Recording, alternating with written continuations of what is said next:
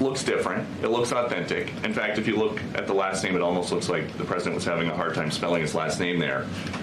Is this White House of the opinion that the only pardon that would count is one that the president signed himself?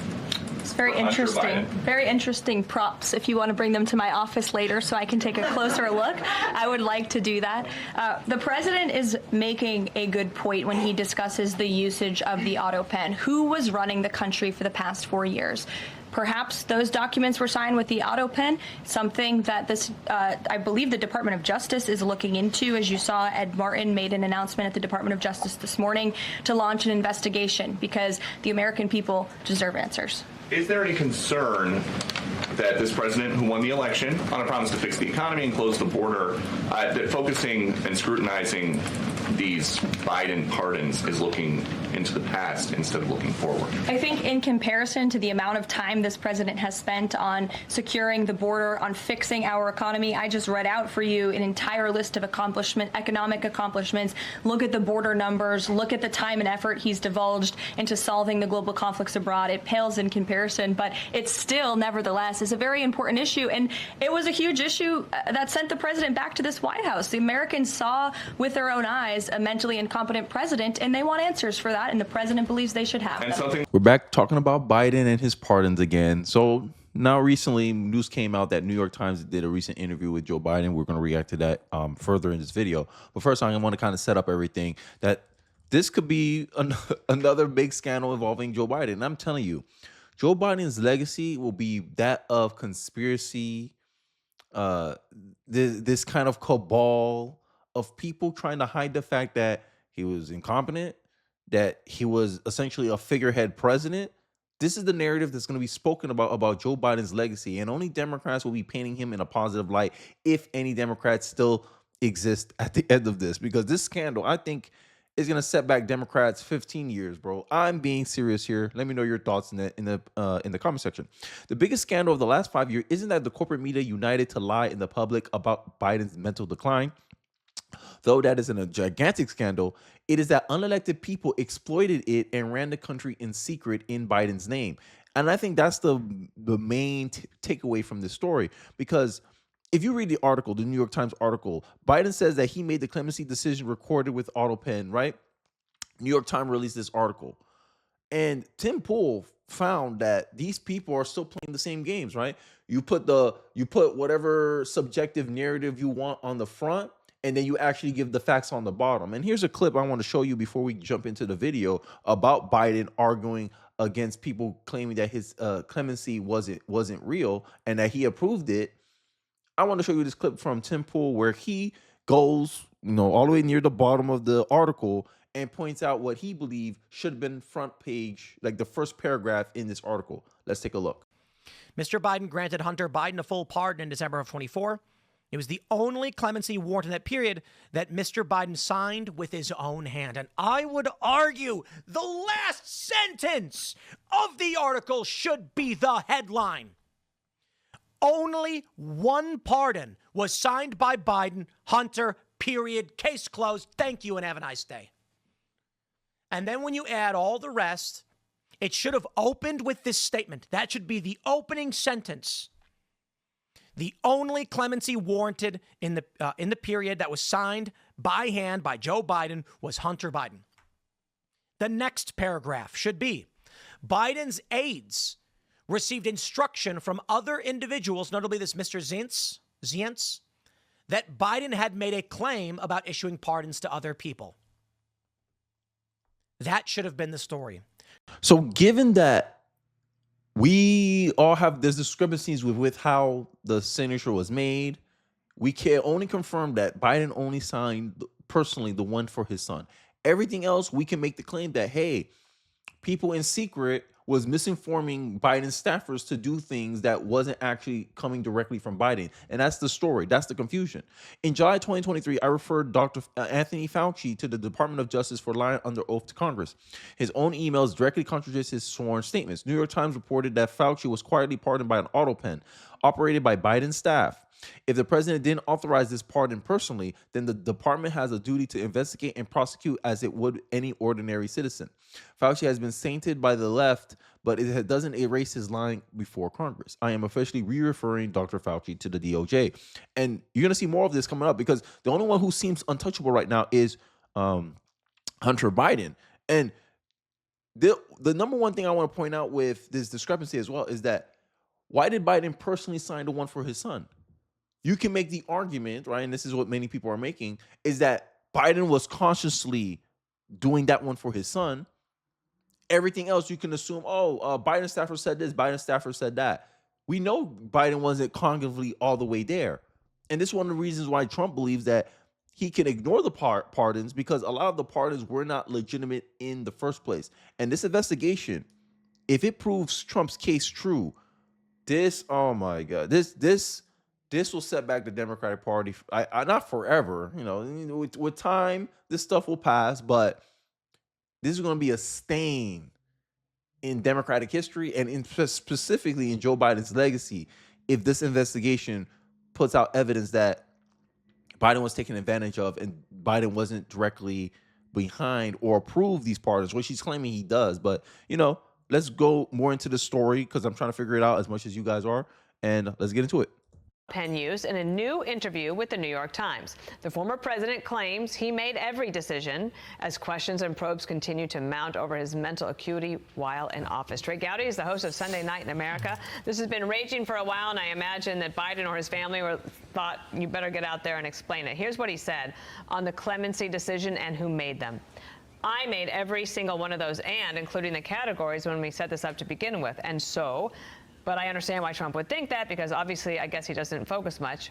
Anyway, so yes, I made every decision. It goes on to say that Mr. Biden did not individually approve each name for the categorical pardons, and that is getting some attention. Trey, in your opinion, legally, are those pardons valid if the... Let's go back. Because there was a lot of them. Former President Biden on using autopens to sign warrants. Now, there's a piece in there where he acknowledged that it was a bulk approval. So that you could slip any name you want in those bulk approvals. There was a group of pardons that Biden was getting criticized that there was like a child predator or something who got pardoned by Joe Biden. And many people were making the argument like, yo, how could Joe Biden pardon this pedophile, whatever? And maybe this is how, because someone slipped that person's name in the bulk approval list. Oh, I bulk approve these amount of pardons. Okay, throw their paper in there, and no one's the wiser. This is crazy, and he only consciously signed the one for his son. So that's the only one we can take. Okay, he himself did that. So there's almost no question that Hunter Biden is safe. But why did if autopen was just as valid as a signature, why did he went out of his way to sign the pardon for his son personally? Because he knew that it could be challenged, I believe, in court. Autopens can be challenged in court because you can make the argument that a staffer did it on their own accord using Biden's name. Let's get into it. Some attention. Trey, in your opinion, legally, are those pardons valid if the president verbally gave the okay? Yeah, I don't see any requirement in the Constitution that pardons be in writing. Obviously, it's better if it's in writing. Everything's better if it's in writing. But if you look at the strict text of the Constitution, the president's pardons are plenary. And if he wants to issue an oral pardon, I mean, the sub-question is some of these pardons are so awful, I would blame it on other people. I would blame my staff for literally clearing out death row. I wouldn't own that. And if he really believes in pardon so much, why did he wait until after the election to do it? From a legal standpoint, I don't think it has to be in writing. But guess what, Dana? Folks on the left were mad. In fact, Trump was indicted for possessing classified information in Florida, which he said he orally declassified. Mm-hmm. So if you can give an oral pardon, why can't you orally declassify information? So you see, this is the kind of stuff. This is what happens when you're a group of people in a political group that don't believe in consistency, right? You switch and flow whatever you decide is more convenient for your narrative, right? So in one hand, Trump said, "Hey, I verbally declassified these things. This is why I took them home." And y'all guys say, no, it wasn't in writing. You didn't send it to the proper people. There's no track record of you doing this. You just staying there out of nowhere. We're still going to prosecute you and raid your house. Now, when it comes to pardon, oh no, it's fine. And this is the kind of double standard that pisses off many people about the left. It's baffling. It baffles the mind, right? And this is why I think the left is getting so much of a thrashing online. No matter where you look, everyone's criticizing Democrats. It's because of the fact that Democrats don't hold themselves to any type of principle where they can actually be judged. They stay in this vague fog of plausible deniability, and they stay and live in there. And to me, that doesn't breed trust. But I digress. Here's what the Times wrote up on that. Mr. Biden did not individually approve each name for the categorical pardons that applied to large numbers of people. Large numbers, Trey, I'll get to that in a moment here. Rather, after extensive discussion of different possible criteria, he signed off on the standards he wanted to be used. Rather than ask Mr. Biden to keep signing revised versions, his staff waited and then ran the final version through the autopen, which they saw as a routine procedure. There were 1,500 people serving home confinement since the pandemic. There were 2,500 apparently who are nonviolent drug offenders. The autopen is not illegal, but Republicans are they're asking the question, who was running the government? James Comer's in the middle of this, the Republican from Kentucky. Go ahead and listen to what he said. Watch. President Biden's White House position pleaded the Fifth Amendment. This is unprecedented, and I think that this adds more fuel to the fire. I've forgotten about that. Biden's personal doctor pleaded the Fifth when asked, hey, was Biden, I believe, mentally capable of running the presidency and all that? He pleaded the Fifth. That means he wasn't confident enough to answer the question in any regard, either to lie, to say the truth, to be neutral, to spin it, to obfuscate. He could not, plead the Fifth, which leads us to believe that, hey, Biden wasn't mentally conscious to pardon these people. For all you know, he could have been like this. Hey, sign this paper. For all you know, that could have been easily the case. Because they hid this from us. They hid the fact that Biden was mentally declined over years of his administration until the last year or two that it started crumbling. Remember, months into Biden's presidency, they recognized a mental decline in him. And they hid this for years from us. And you think they ain't gonna try their best to hide this? It warrants investigation at least. This is my opinion. That there was a cover-up. We'll move forward. We have several other witnesses that are going to come in for depositions and transcribed interviews. We will do everything in our ability to be transparent with the media, be transparent with the American people. So he said it. He's going to move forward. What do you think of the alleged cover-up?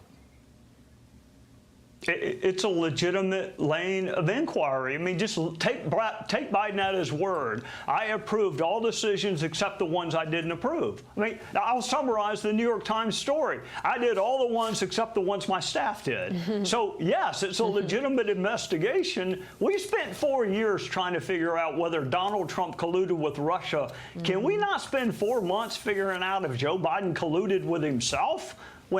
Hey, I'll leave it there. This it's his best self-snakes, essentially. Biden, I approve of all the ones that I approve of, aka I didn't approve of what my staffers did. And that's a good point by the lawyer at the end. Hey, we spent 4 years chasing down these conspiracies that the left pushed on about Donald Trump, about him being a Russian agent. And we can't spend 4 months investigating whether or not that Biden was being taken advantage of. And we know that's a possibility. We know all the circumstantial evidence. I've been saying it till I'm blue in the face. It warrants at least an investigation, a look over, at least. And the Democrats don't want to do it because they know there's some strong possibility that's the case. That is the case that we all are theorizing that.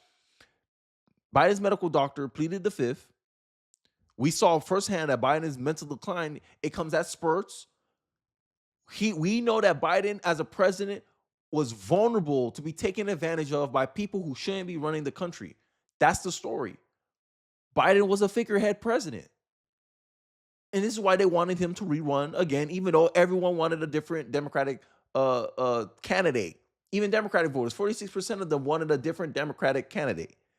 And the Democratic Party still wanted Joe Biden because he was a figurehead president. But then they want to, yo, Democrats, bro. That D in your name, it stands for deceptive. It stands for deceitful, because this is some deceitful-ish. Just own up to it and say, yo, we messed up. We try to push this guy in for our own political gain. We're sorry, America. That's it. And then, you take your years of time out of political power, and then we'll pull you back in. But damn, that keep burying ourselves in a deeper and deeper hole. But hey, what do I expect more from a Democratic Party? Let me know your thoughts and perspective in the comment section below. I'll be interested to hear what you guys have to say. Don't forget to like, comment, subscribe. Please share this video if you're so inclined. It really does help me out in the algorithm. And I'll catch you guys on the next one. Peace.